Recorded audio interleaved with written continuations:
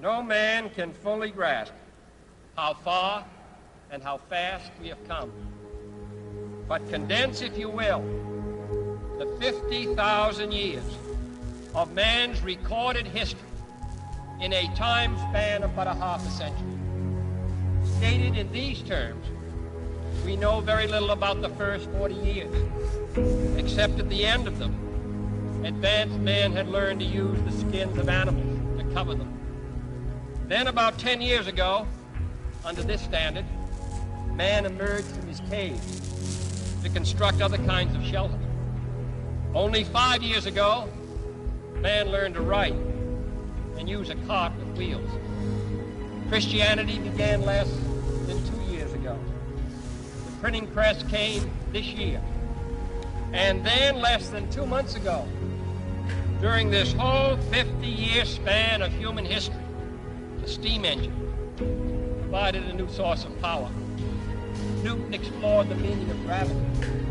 Last month, electric lights and telephones and automobiles and airplanes became available.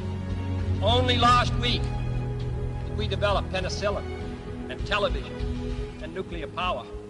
And now, if America's new spacecraft succeeds in reaching Venus, we will have literally reached the stars before midnight tonight.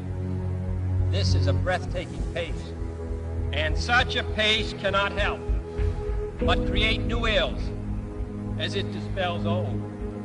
New ignorance, new problems, new dangers. Surely the opening vistas of space promise high costs and hardships, as well as high reward. So it is not surprising that some would have us stay where we are a little longer, to rest, to wait. But this city of Houston, this state of Texas, this country of the United States was not built by those who waited and rested and wished to look behind them.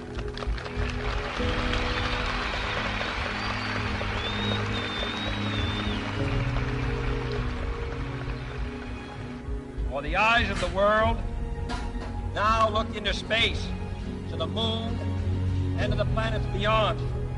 And we have vowed that we shall not see it governed by a hostile flag of conquest, but by a banner of freedom and peace. The exploration of space will go ahead, whether we join in it or not. And it is one of the great adventures of all time. Those who came before us made certain that this country rode the first waves of the Industrial Revolution, the first waves of modern invention, and the first wave of nuclear power. And this generation does not intend to founder in the backwash of the coming age of space. We mean to be a part of it. We mean to lead it. Its hazards are hostile to us all. Its conquest deserves the best of all mankind. And its opportunity for peaceful cooperation may never come again. But why, some say, the moon? Why choose this as our goal? And they may well ask, why climb the highest mountain? Why, 35 years ago, fly the Atlantic? Why does Rice play Texas? We choose to go to the moon. We choose to go to the moon.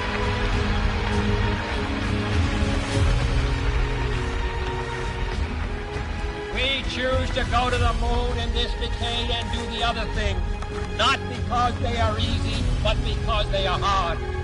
Because that goal will serve to organize and measure the best of our energies and skills. Because that challenge is one that we're willing to accept, one we are unwilling to postpone, and one we intend to win on the other side.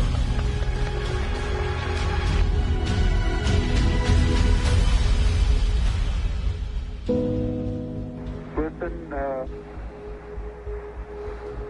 Tranquility Base here. The Eagle has landed. Roger, Tranquility. We copy you on the ground. You got a bunch of guys about to turn blue. We're breathing again. Thanks a lot.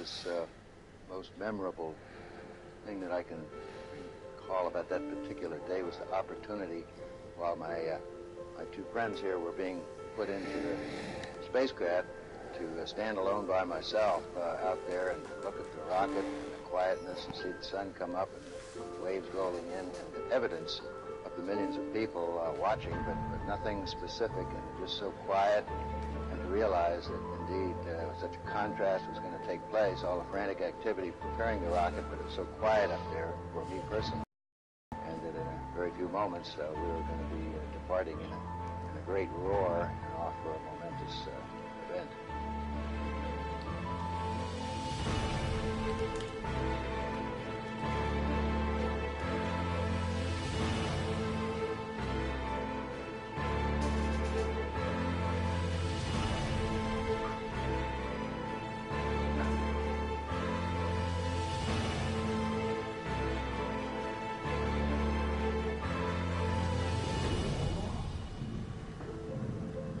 I thought we had a 90% chance of getting back safely to Earth on that flight, but only a 50-50 chance of making a successful landing on the first attempt. There's so many unknowns in that descending from lunar orbit down to the surface that had not been demonstrated yet by testing. It's a risk-reward equation, and you're able to accept a level of risk so long as it's commensurate with the reward that you will get by achieving the goal that you're after.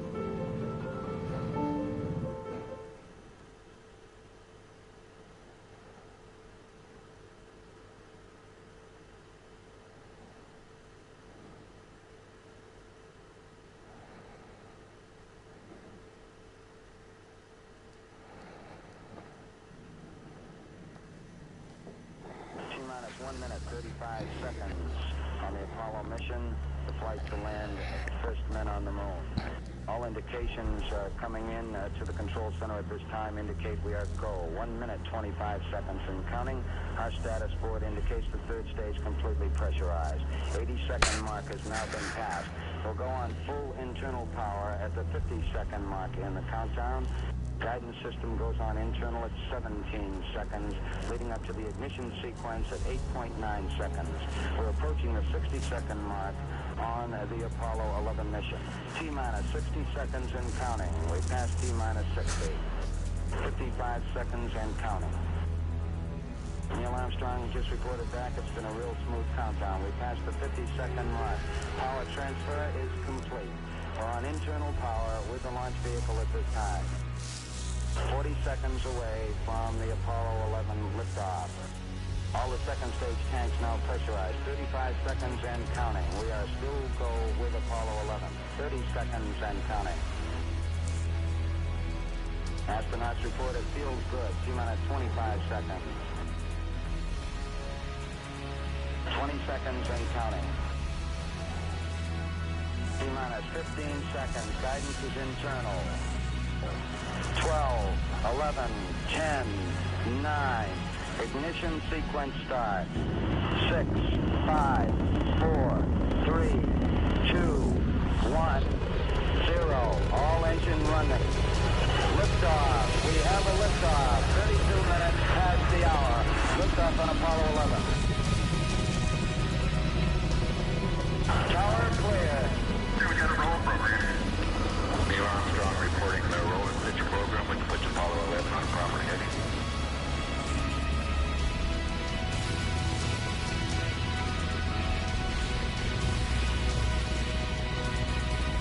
Plus 30 seconds.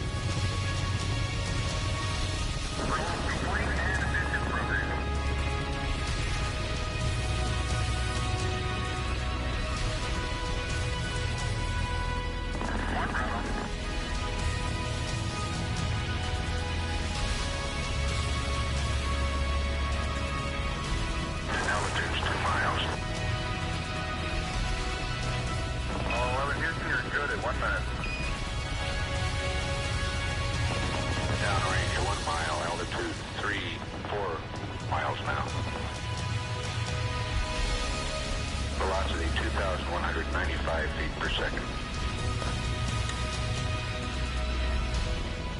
Houston, thrust is go. All engines, you're looking good. Hi, Roger. You're loud and clear, Houston.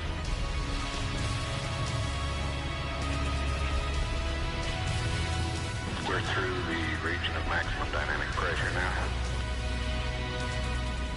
11 Houston, your guidance is converged. You're looking good.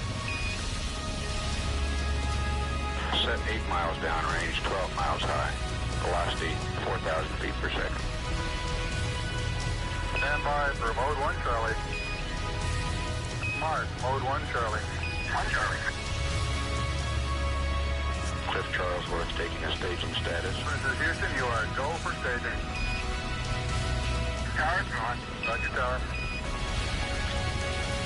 Board cutoff. Inboard engines out. I'm in board cutoff.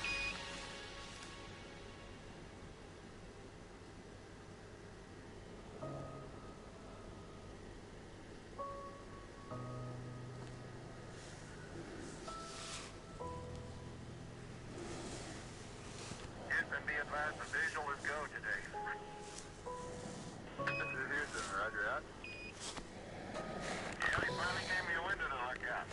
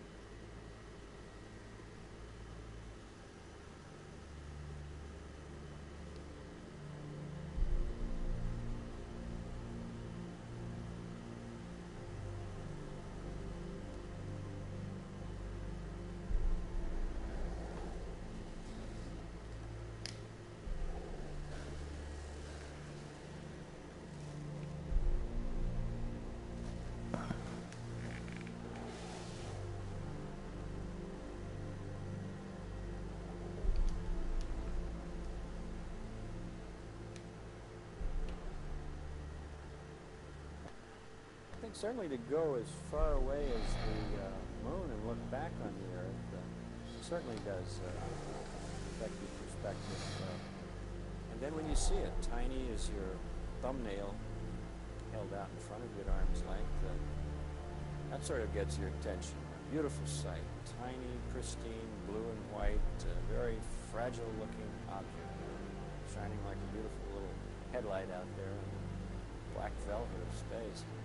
It does change your perspective. It makes you think that we have to take better care of this little fragile entity, because it is fragile.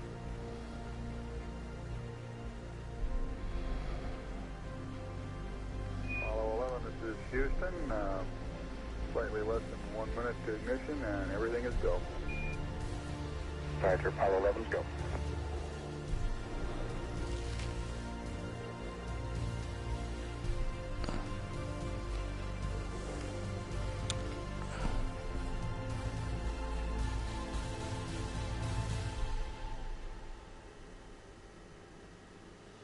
Ignition.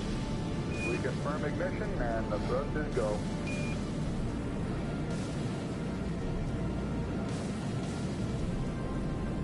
Apollo 11, this is Houston at 1 minute. Trajectory and guidance look good, and the stage is good. Apollo 11. We're showing velocity 35,570 feet per second.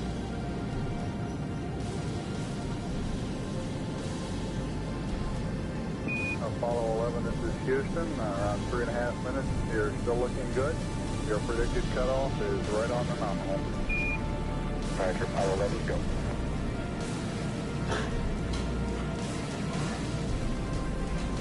We're showing velocity 35,570 feet per second. Altitude 177 nautical miles.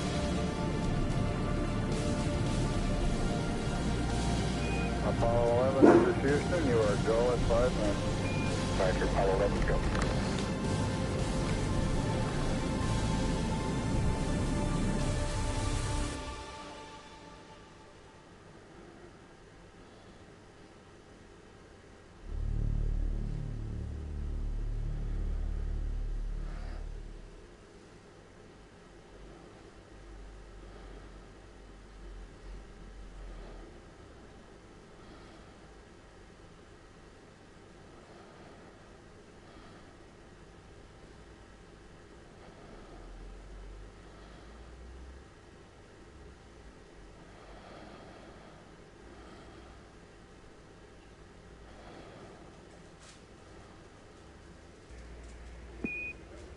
Apollo 11, this is Houston. Your go for separation. Our system's recommendation is arm both spiral buses, over. Okay, Spiral B coming armed. My intent is to use bottle primary 1 as per the checklist, therefore I just turned A on. Roger, we concur with the logic.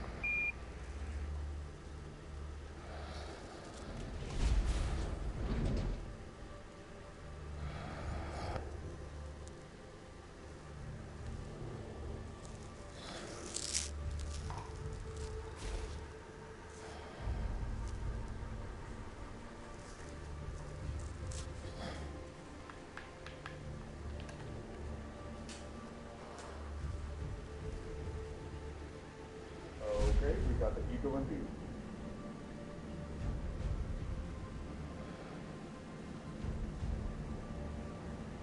Moving forward.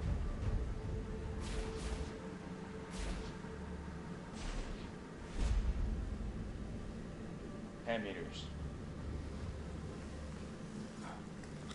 8 meters. 6. 5 meters.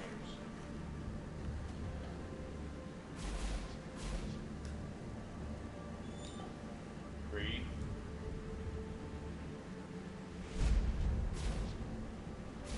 2 meters.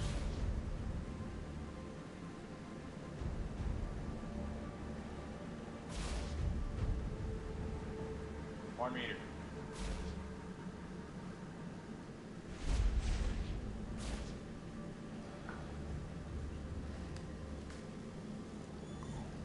And capture.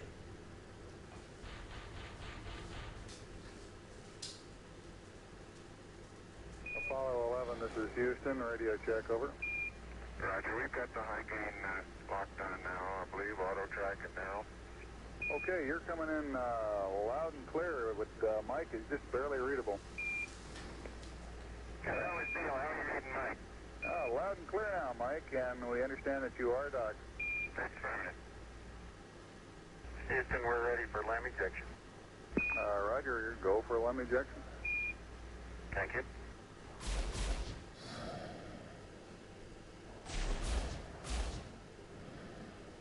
Apollo 11, this is Houston, over. Roger, Houston, Apollo 11, go ahead.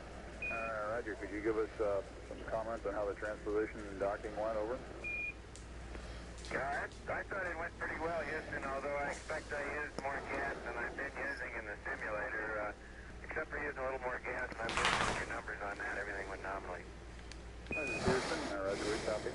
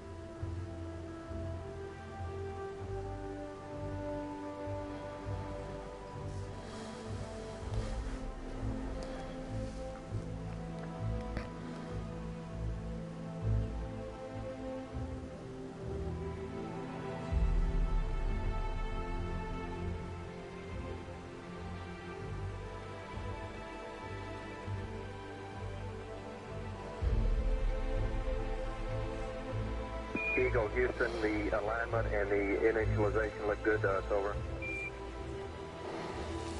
Roger, thank you.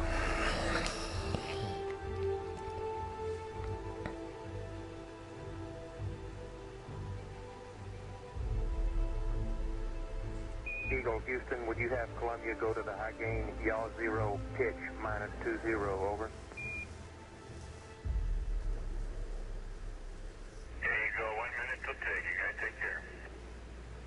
See you later.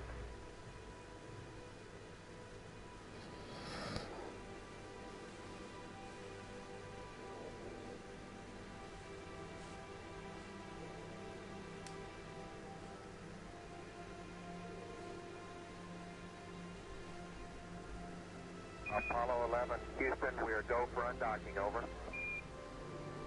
Roger, understand.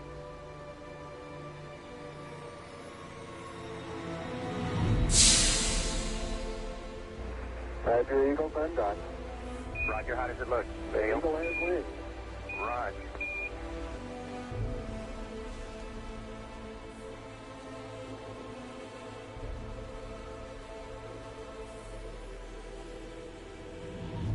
Eagle, Houston, we see you on the terrible, over.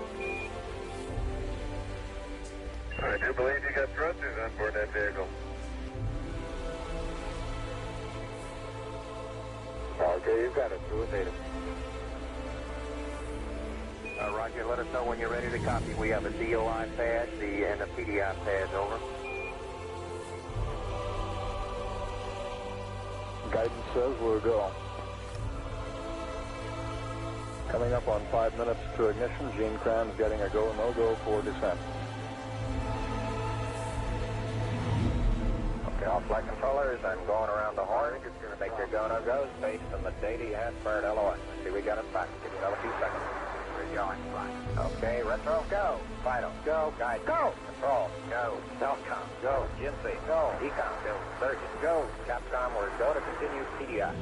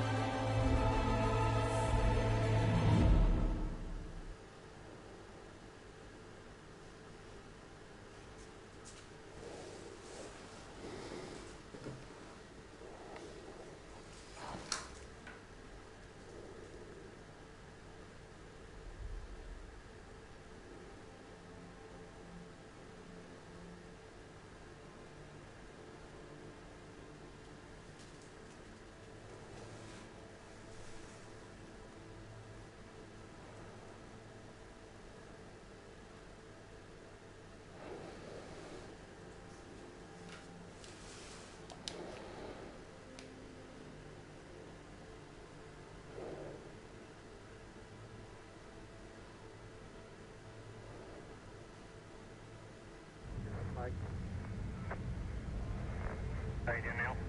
I'll leave it blue. Relay to it. See if they got me now. I got good signals, Frank. Okay, you should have him now, Houston. Eagle, we got you now. It's looking good, over.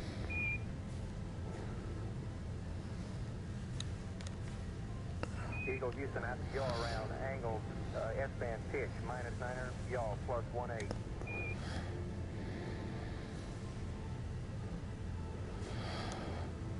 Altitude 5,200 feet.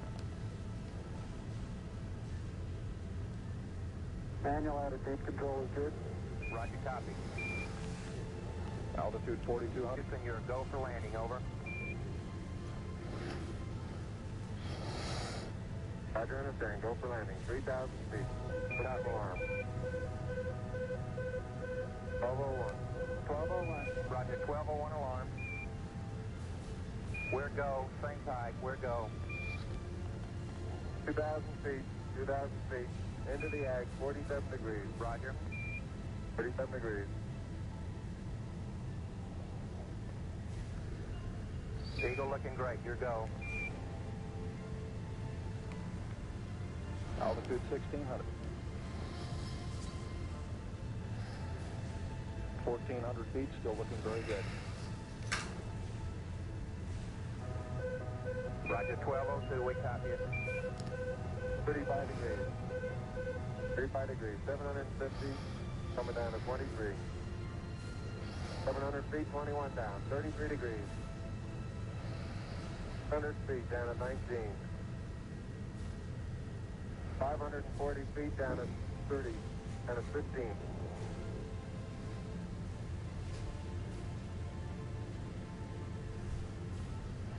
At 400 feet down at 9. Gate forward. 10 and 50 feet down at 4. 30, 6.5 down.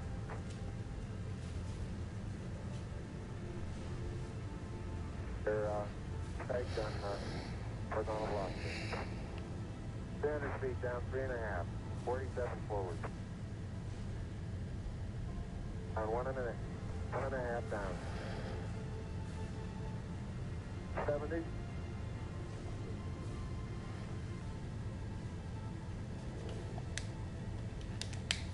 Got the shadow up there. 50 down at 2.5. 19 forward. Altitude velocity light. 8.5 down. 220 feet. 13 forward. 11 forward, coming down nicely. 200 feet. 4.5 down. 5.5 down. Within 60 feet. 6.5 down. 5.5 down. 9 forward. And 20 feet. 100 feet, 3.5 down, 9 forward. 5%. 185. 75 feet. That's looking good, down a half. 6 forward. 60 seconds. Lights on. Down 2.5. Forward. Forward. 40 feet down, 2.5. Picking up some dust. 30 feet, 2.5 down.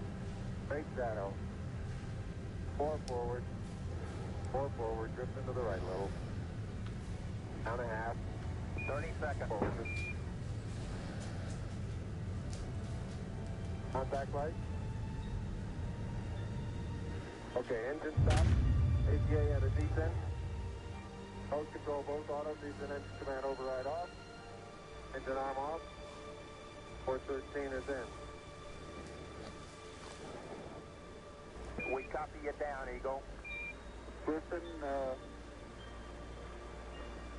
Tranquility Base here. The Eagle has landed. Roger, Tranquility. We copy you on the ground. You got a bunch of guys about to turn blue. We're breathing again. Thanks a lot.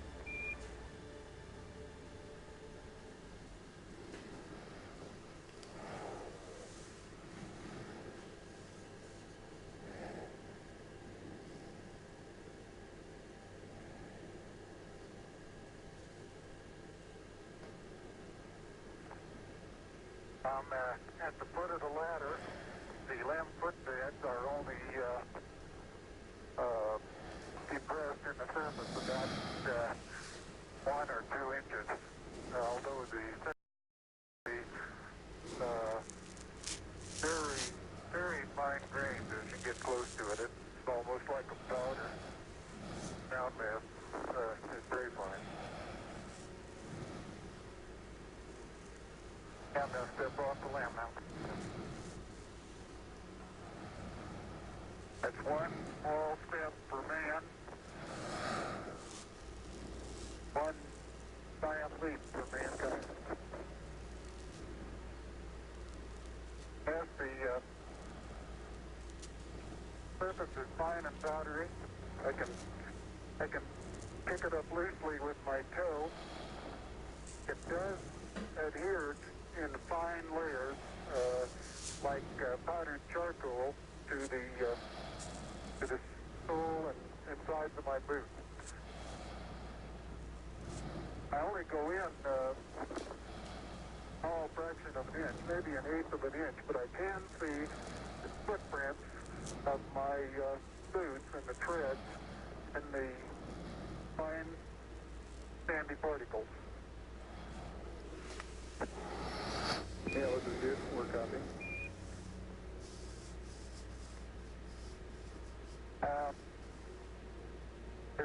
be no difficulty in moving around as we suspected. It's even perhaps easier than the simulations of 16G that we performed in various simulations on the ground. Absolutely no trouble to walk around.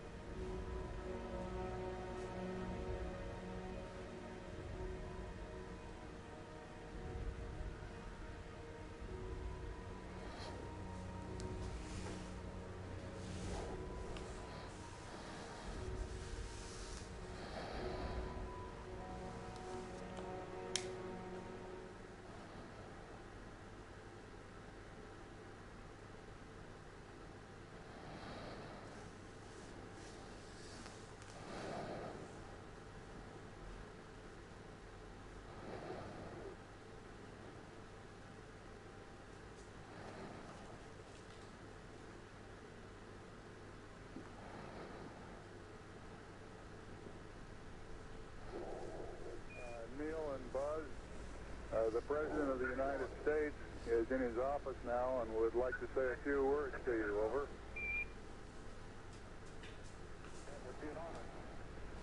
Go ahead, Mr. President. This is Houston out. Hello, Neil and Buzz. I'm talking to you by telephone from the Oval Room at the White House. And this certainly has to be the most historic telephone call ever made.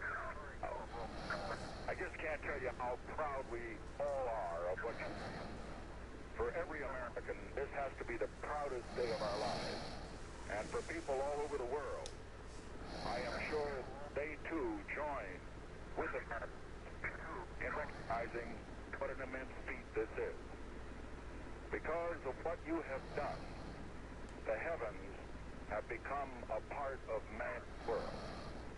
And as you talk to us from the Sea of Tranquility, it inspires us to redouble our efforts to bring peace and tranquility to Earth. For one priceless moment in the whole history of man, all the people on this Earth are truly one. One in their pride in what you have done, and one in our prayers that you will return safely to Earth. Thank you, Mr. President.